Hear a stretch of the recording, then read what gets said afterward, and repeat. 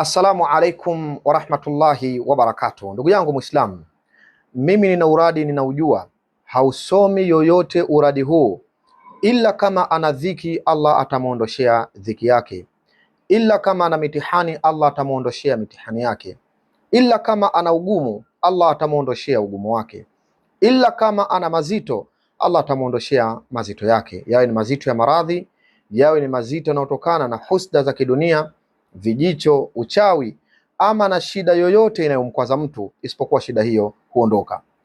Mimi ninaufahamu huu uradi, hausomi yoyote atakayeusoma uradi huu ila kama ni mwenye dhiki, Allah subhanahu wa ta'ala atamuondosha katika dhiki na kumpeleka katika utajiri. Hausomi uradi huu maskini, ila Allah humuondoshea umaskini wake. Wala uradi huu hausomi fukara, ila Allah kamuondoshea ufukara wake. Wala hausomi uradi huu tajiri, ila Mungu humuongezea utajiri wake katika njia za kheri na baraka. Na uradi huu ninaujua mimi, ndugu yangu Muislamu, hausomi yoyote mwenye hitajio lake, iwe kwa mwanadamu au kwa kiumbe mwingine yoyote, isipokuwa Allah hutia wepesi Mwenyezi Mungu Subhanahu wa Ta'ala, akajalia lile jambo lake likawa.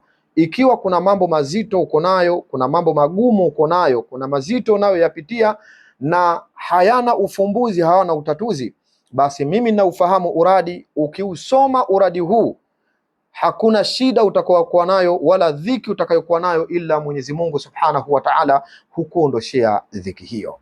Adabu za kufanya uradi huu ili Mwenyezi Mungu akupe hayo unayoyataka, ama Mungu akuondoshee hayo unayoyataka, akupe faraja na akupe neema zake mbalimbali, ili uweze kuonja ladha na starehe za kumtawakal Allah Subhanahu wa Ta'ala.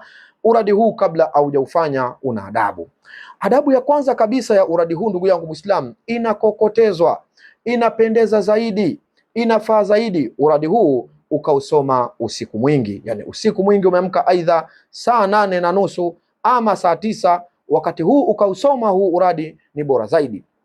Lakini pia uradi huu si lazima tu kuwa usiku, hata mchana pia unaweza ukausoma, ila ili uone matokeo kwa haraka zaidi na uwe umeufanya kwa hali bora zaidi, ni vyema zaidi ndugu yangu Muislamu ukaupiga usingizi wako talaka 3 ukaamka usiku. Hiyo ni adabu ya kwanza kabisa ya kufanya uradi huu. Adabu ya pili ya uradi huu, kabla hujaufanya uradi huu, inakupasa usali rakaa zako 2. Amka usiku ndugu yangu Muislamu, baada ya kuamka chukua udhu wako, baada ya kuchukua udhu sali za rakaa zako 2, hata kama zitakuwa ni nyepesi. Yani zile rakaa umesali rakaa zako 2, lakini ni rakaa nyepesi kabisa, unasali rakaa zako 2. Soma sura yoyote unaijua katika Qur'ani. Utakapomaliza kuswali hizo rakaa zako 2, adabu ya 3 kwanza kabisa ni kuleta istighfar, kumtaka Allah msamaha kwa namna yoyote istighfar unayojua. Adabu ya 4 kufanya uradi huu ni kumsalia Mtume sallallahu alaihi wasallam kabla haujaufanya huu uradi, kwa maana utamsalia Mtume Muhammad sallallahu alaihi wasallama kwa takribani utakavyokuwa umejaliwa. Ukiweza mara 100, ukiweza mara 300, ukiweza mara 500, ama ukiweza mara 1000. Kadiri unavyozidisha idadi ya ufanyaji, ndipo unapojikurubisha na matokeo mazuri kabisa ya uradi huu ninaufahamu nitakao kwenda kukufundisha katika siku ya leo insha al-Maula jalla jalaluhu. Baada ya kumsalia Mtume, sasa hapa utakuja kusoma uradi huu, na kusihi ndugu yangu Muislamu, ikiwa Mungu amekujalia pawa nzuri, basi uradi huu usiufanye, unapoanza kuufanya usiukatishe mpaka adhana ya swala ya alfajiri. Kama utaamka usiku kuufanya, yani kwa maana umeamka usiku, baada ya kuamka usiku umetawadha, umeswali rakaa zako 2, umeleta istighfar, umemsalia Mtume sallallahu alaihi wasallama, kisha ukaanza kufanya uradi huu. Tuchukulie mathalan haya yote umeyafanya, umekuja kumaliza saa 9 kamili.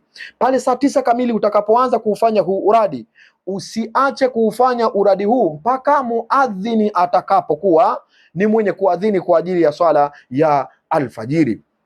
Nikiwa na maana ya kuwa kama umebanwa na haja, unakwenda chooni kama kawaida, kuchukua udhu, karudi tena unaendelea pale pale. Sina maana kwamba pale usitoke hata haja imekukamata uendelee kuwa pale pale, la hasha. Unaweza ukapata haja ukaenda ukajisafisha ukarudi ukaendelea tena na uradi wako. Sasa nitegee sikio la moyo kabla ya sikio la kichwa, niweze kukufunza uradi huu mfupi wenye maajabu makubwa kabisa. Hausomi mwenye kuusoma ila Mwenyezi Mungu atamkidhia haja yake pale pale kabla hajaamka katika kitako kile alichokikaa, kwa idhini yake yeye Mwenyezi Mungu Subhanahu wa Ta'ala. Mambo haya yafanye kwa imani na uyafanye kwa yaqini. Sasa niazime akili yako, niazime masikio yako ili niweze kukufunza uradi huu. Uradi mfupi unasema Allahumma lakal hamdu la ilaha illa anta walakal hamdu. Narudia tena ndugu yangu Muislam, Allahumma lakal hamdu la ilaha illa anta walakal hamdu. Allahumma lakal hamdu la ilaha illa anta walakal hamdu. Maneno mafupi, maneno mepesi. Ndugu yangu Muislam, kama kuna uradi ambazo mtu akiifanya Allah anashindwa kujizuia juu ya kile mja alichomuomba, basi ni uradi huu. Kama kuna uradi ambao ukiufanya ambao Mwenyezi Mungu kwa hapo huwa yeye mwenyewe anasema basi mja wangu hapa sina namna, lazima nikupe kile unachokitaka kwa idhini yangu, ikiwa kina kheri na wewe katika wakati ule, ikiwa kitu hicho kina kheri na wewe katika wakati huo, kwa sababu Mungu anajua yale ambayo sisi tusiyo yajua. Lakini ndugu yangu Muislamu na mpenzi katika imani, haufanyi uradi huu mwenye kuufanya kwa imani na yaqini na ikhlas, ila Mwenyezi Mungu humpa kile anachokitaka. Sijui nikwambie nini ndugu yangu Muislamu juu ya maajabu ya uradi huu. Unaendelea, Allahumma lakal hamdu la ilaha illa anta walakal hamdu. Allahumma lakal hamdu la ilaha illa anta walakal hamdu. Allahumma lakal hamdu la ilaha illa anta walakal hamdu, mpaka alfajiri inachomoza. Ndugu yangu Muislam, utakapoisikia ile adhana ya muadhini, baada ya kuadhini adhana ile na pale kumaliza kuomba ile dua baada ya adhana, pale sasa inua mikono yako juu, mwambie Allah kwa lugha yoyote, uwe Mswahili, uwe Mdengereko, uwe Makonde, uwe Mzungu, iwe unazungumza Kizulu, uwe unazungumza Kijerumani, lugha yoyote unayoijua, hapo mlalamikie Allah. Hapo Mwenyezi Mungu huwa hana subira katika kumjibu mtu kile alichomuomba. Hapo tena Allah huwa hasubirii, ila kila utakachokiomba hapo Allah anasema umepata mja wangu, umepata mja wangu, umepata mja wangu.